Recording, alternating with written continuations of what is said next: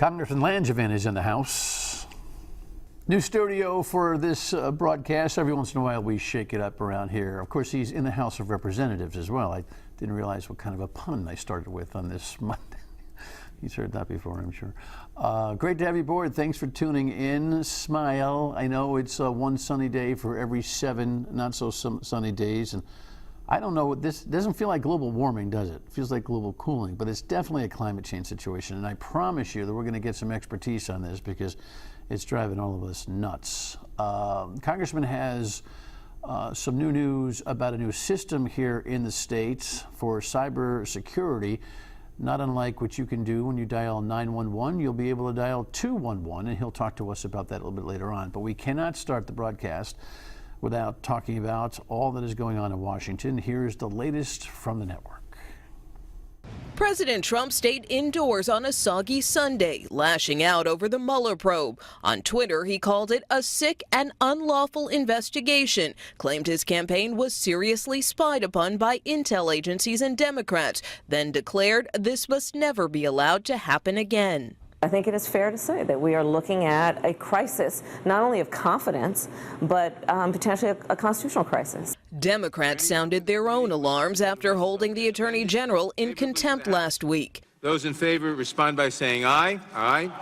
It was part of an escalating battle with the White House, which exerted executive privilege to block access to the full Mueller report and key documents from former White House counsel Don McGahn. The Trump administration has decided to say a blanket no to any kind of oversight whatsoever, no witnesses, no documents, no nothing, claiming executive privilege over things that it knows there is no basis for. This week, things could come to a head again, with a federal judge expected to rule Tuesday on the House Oversight Committee's request for the president's financial records. The administration also faces a Friday deadline to comply with a subpoena from House Ways and Means for the president's tax returns. The Democrats are more interested in subpoenas than solutions. Congressional Republicans say it's time to move on. The best thing we could do at this point is say, let's get on with the country's business. Welcome, my friend. Good to see you. Thank you, Dan. Great to be back. Have you ever seen it like this? Nobody has.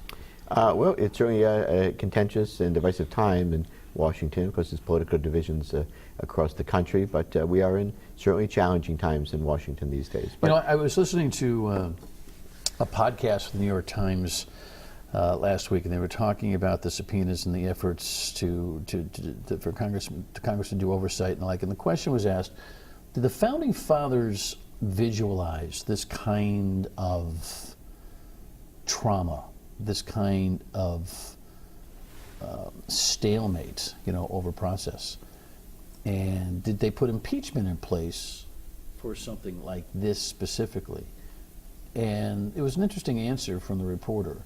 The reporter said, no, that the founding fathers really had visioned that impeachment and the process that would follow it would be something that would be pretty much accepted to be necessary for an individual's behavior, because the country would always galvanize over something that would be of the level of high crimes and misdemeanors, and didn't project the kind of partisanship that is embedded, that probably doesn't let this kind of process work very well. Do you have a thought on that, Congressman? well, I'm sure there are many things that the founding fathers could not have envisioned, and perhaps could not have envisioned the political divisiveness that is taking place now. I would like to think that the founding fathers believed that the process would work. We'd have differences of opinion on legislation, on process, but that would find out somehow we would come together. I say that, but of course, there have been plenty of times throughout the country's history where we've had political divisions or infighting. It's just we are living through, I think, really unprecedented times right now where the divisions are particularly wide. Well, I want to talk specifically about some of these issues that are coming up with the various committees, but what's it like every day down there? I mean, what do the hallways feel like? I mean, what's the tone? So I think the tone is not as bad as what is portrayed in the media, and certainly I think too often the press does focus on, and likes to focus on the negative and the salacious, unfortunately. there are businesses being conducted. We are doing other things. For example, we had some good things that happened on job training not too long ago. We had the president signed into law a bipartisan bill to reauthorize the Perkins Act, which is the primary funder of career and technical education. That's something I'd been championing with a Republican colleague of mine for several years. Finally gets reauthorized, and it's going to assure closer alignment between what businesses needs for skills training and what we're teaching in our classrooms. We're right now going through the reauthorization of the Defense Authorization Bill. I sit on the Armed Services Committee, and we are right now holding our posture hearings where we're overseeing all the programs of the Pentagon, the needs of our men and women in uniform. And I have high confidence that we will pass that bill. We'll be doing that markup in June, and then it'll be on the floor before the end of the year to authorize there, and that'll be be on the president's desk, I'm sure, before the end of the year. So business is being conducted, but there's no doubt that the Mueller report and the issues, the divide between the Democrats and the White House are certainly capturing a lot of the media attention. All right, so what is your take on the Mueller report? So the Mueller report was very in-depth at looking at how and what the Russians did to interfere with our elections, looked at the Trump campaign to see if there was any direct plan of cooperation, if you will. They didn't see any master plan at direct cooperation. However, there was a desire to cooperate with or deal with the Russians if they could get information that would be harmful to Hillary Clinton or would help. Yeah, they didn't Donald solicit, Trump. but if it fell on their desk, they were all about it. Right. I mean, something in the report, in my opinion, that that the president should be proud of, because it showed a willingness also to obstruct justice, although Don McGahn and others refused to carry out his orders, thankfully. So they kept the president out of trouble, perhaps in that respect. But there was certainly a desire to obstruct justice. So, and Director Mueller himself, in his report, could not reach a conclusion as to whether the president obstructed justice. And he said, if we could have, we would have so said, but did not. All right. So Congress wants the unredacted report. Yeah. And now I think both Congress and the American people in history demand that we see the unredacted report. There may be some things in there because of it could compromise ongoing investigations right now, or could compromise sources and methods, that maybe those things, at least for now, need to be redacted. But there should be very little of that, very minimal. We need to have transparency. And for history's sake, I think we need to understand the full scope. Well, the Attorney General is, not big on this, and the Speaker of the House, last week talked about him being held in contempt. Yeah. If your question is, will the administration violate the Constitution of the United States and not abide by the request of Congress and its legitimate oversight responsibilities, well, that remains to be seen. Every day they are advertising their obstruction of justice by ignoring subpoenas and by just declaring that people shouldn't come and speak to Congress so that the American people can find out the truth about the Russian disruption of our election so that it doesn't happen again.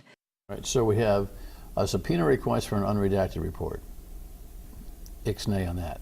We have testimony subpoenas. Ixnay on that. They want Mueller. They want the Attorney McGahn. General. They want the Attorney General to come back. They want the Attorney General to come back. Yeah. This is unprecedented, that there would be that much stall or go to heck strategy on the part of the White House. What is the level of discipline that Democrats have in this particular matter, and what is the move that Nadler and Pelosi make here? Yeah. So obviously there have been subpoenas that have been issued, and the Attorney General has now been deemed to be in contempt of Congress for failing to come before the Judiciary Committee as he's been required to do, and is refusing, and on grounds that he doesn't like the rules of how he's going to be questioned and who's going to be questioning him. I don't understand what the problem is there's nothing to hide. If he's committed to upholding the Constitution and truth, he should be able to come by and come to the Congress and answer questions. And so I'm not understanding why he refuses to come before the Congress. But Congress certainly has an obligation to understand facts and ask questions on behalf of the American people, especially when there's this big hanging question now over the letter, the summary that he put forward, and evidently Director Mueller wrote to him with displeasure, saying that he mischaracterized, as I understand it, the summary of the Mueller report and conveyed a wrongful perception that the Director Mueller had reached. All right, so I'm going to do this. We'll ask the impeachment question when we come back, and then in our following segment, we'll talk about this new 211 program that is a benefit to you. Stay with us. 10 million signatures for impeachment. All right.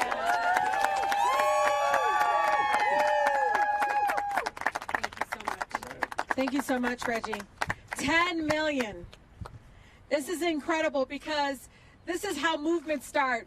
We cannot set a precedent, and I constantly say this, and allow the rule of law to be eroded, to allow our democracy to be continued to be corrupted by this president. Congresswoman Tlaib out of Michigan a few days ago. All right, so there's this theory that the president would actually like to see an impeachment process, that it will have a boomerang effect for the election 2020. The Democrats are in a very, very difficult spot right now, huffing and puffing, trying to blow the House down, or at least get some information to re-exercise its authority. He's in absolutely a non-productive fashion. There's no way that you'll get any kind of without any new information, any kind of conviction in the Senate. So how long are you guys going to dilly-dally with this idea? Well, I would say this, that if we're going to defeat the president, it should be at the ballot box, I believe, in 2020. I want to focus on electing a Democrat in 2020. Certainly, I think it's too premature, in my opinion, to even be talking about impeachment. We still have in the fact-finding stage, and yeah, but it's chicken or the egg right now, isn't it, Congressman? I mean, you can't get the facts because you can't get a unredacted report. You can't get the testimony that you're looking for, and so. Well, I think impeachment should always be a last resort. I think there are other things that we need to focus on. Certainly, we have an obligation to the Constitution and the history's sake to understand the facts of the Mueller report and what all the implications that could be involved. We also at some point have to move on and deal with these substantive issues that the American people want us to focus on. And by the way, most of the things that I'm hearing from constituents back here is, how are you going to make my life better? What are you doing to grow jobs, raise wages, help my kids pay for college, and grow the economy? These are the things that I'm primarily hearing about. Very seldom do I have people coming up to me that want to get in-depth talking about the Mueller report and impeachment. That's the reality. Well, that's part of in part it's the fatigue. It's the Trump fatigue over the last few years. I think America has learned to compartmentalize its life. That which is happening in Washington happens in Washington. I got my own stuff. I think that's always been the case to a certain extent, but I think it's been compartmentalization on steroids at this point. But it's also the play that they've made in the sense that the Mueller report comes out after, a couple of weeks after the summary. The summary more or less put everybody in a place where it was like, okay, nothing there, or at least nothing impeachable there. Shut it down. It was perfectly orchestrated, right? So I don't challenge that you are hearing about ordinary issues, for lack of a better term, rather than this, because of the way this whole thing has come down. At the same time, I'm not championing impeachment either, but at some point, you guys have got to make a decision and a statement about where you are and where you're going. You've got to punctuate this thing. So is there a time in your mind and your colleagues' minds right now in terms of when the conversation about potential impeachment is either over or green light? The old phrase, or get off the pot. I mean, at what juncture do you say, all right, done? Well, if we could get the information that we're asking for from the administration, this would be probably over a lot quicker. Yeah, but you're not going to get it. Yeah, well, we're going to have to probably get it resolved in the courts. And that will probably go past 2020. And they probably very well could. But the bottom line is, I think we have an obligation to the Constitution and to the truth to air all the facts and understand what had gone on, transpired during the in this whole Mueller investigation, and understand where any wrongs were committed and hold people accountable. So are you telling me that you don't? Other committees are doing their work. It's not the whole Congress is not stopping and being consumed by the Mueller report, but there is a heavy focus on it right now, especially by the media. Is it your projection that this will then, it will just kind of hang out there as we get deeper into the election season? It'll just be there. I don't see it ending anytime soon, unfortunately, is that aspect of it. But as I said, we'll be proceeding, and we should be proceeding on dual tracks, fulfilling our oversight responsibilities under the Constitution on this Mueller probe issue, while at the same time also conducting the people's business. Well, obviously, 2020 is the eventual focus here. You got a candidate right now? Wide field of Democratic candidates. We are a wealth of riches, if you will, right now. We expect you guys talent. are so boring in terms of, why don't you just step out and give me one? Just step out and give me one right now. I think we've got a great field of candidates. I certainly am not supporting anybody just yet. I'm looking at the field of candidates. I'm impressed with people that have come forward so far. The latest entry was Joe Biden and former Vice President Biden. So we'll see how this all turns out. But I think there's a lot of exciting candidates to look at. It is good for the party to have 20 plus candidates. It's a lot. I mean, we're gonna have to. I understand they're having 2 debate schedules, but if someone wants to put themselves forward, now's the time they have to do it. And the process has a way of weeding out the candidates who will catch on. But I want someone that is going to be bold, articulate, and bring new energy to the party, and fighting for working families and an agenda that can get across the finish line. So I'm kind of weighing all of this right now, like the American people are.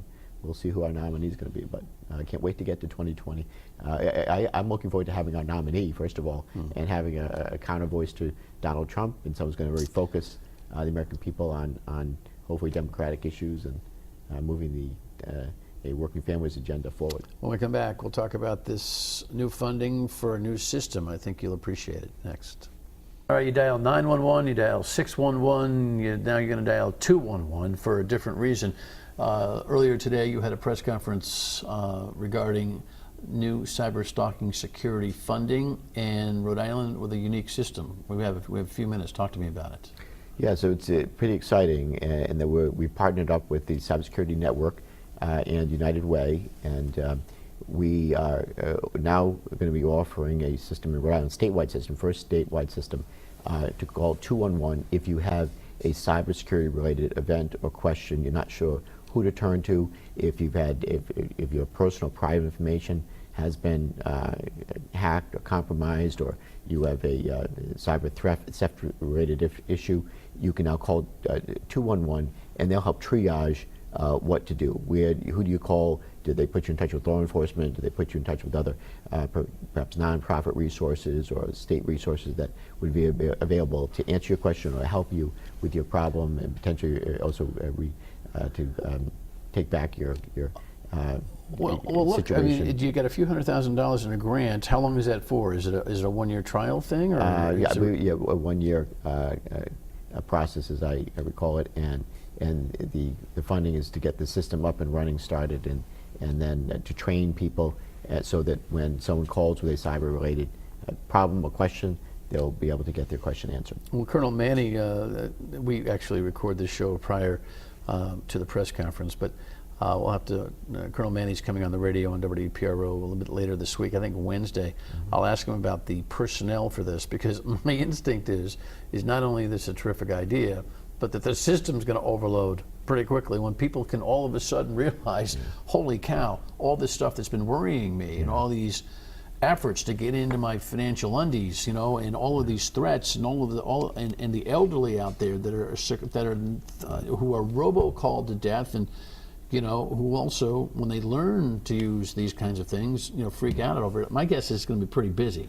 I expect that they will be. I hope they know what they're getting into. Yeah, right. But I think it's a service that's very much needed. Again, first statewide system in the country here in Rhode Island, being able to call 211 if you have a cyber-related incident or event or a cyber theft or crime that you need help reporting or getting remediated. Right. This is the number you call, and we've been holding, by the way, cyber-related information protection events all over the state with the Rhode Island State Police, Captain John Alfred. Well, this has been your thing. This has Danielle been your Mahoney thing. You work on it in the committee. Well. Yeah, Mike Steinmetz from the State Cybersecurity Coordinator. Chicken or the egg, which came first? The state requested this, or did you just say, hey guys, we ought to do something like this? How did that happen? It was very in partnership with the Cybersecurity Network. I have a Cybersecurity Advisory Committee. We have some of the real movers and shakers in the cybersecurity, both the public and private sector here in Rhode Island.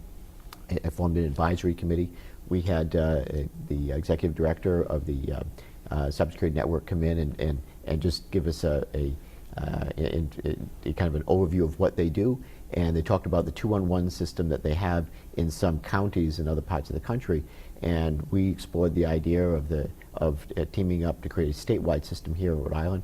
So Cybersecurity Network and United Way, we've all partnered to help to create this new statewide system. I think it's going to be a valuable service to the people of Rhode Island. Yeah, no doubt. Of course, this feels kind of like the consumer response to the zaniness out there. I mean, a big picture in cyber, you've always been warning that we are some big mistake away from some major event. Give me 30 seconds on that. Yeah, it's the thing that certainly I do worry about, but I'm also worried about just the day-to-day things that people are encountering and have to worry about their personal private information being compromised or their bank accounts.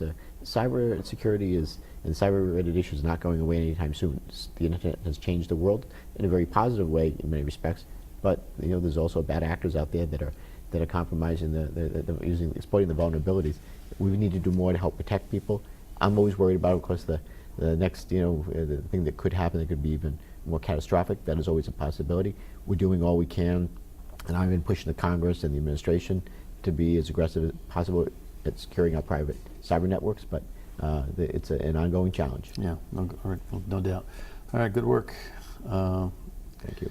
Keep the pressure on down there. Okay. I'm not sure what pressure to keep on. Pressure seems to be all over the place.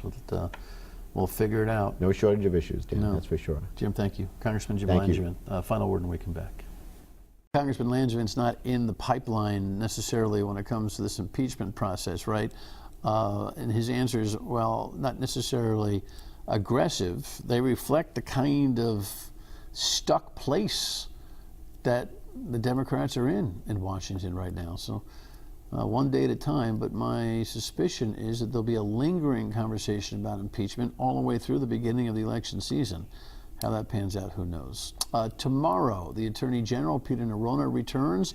There's lots going on. The constitutionality of sports betting is something that he's now going to have to defend, and a whole lot more.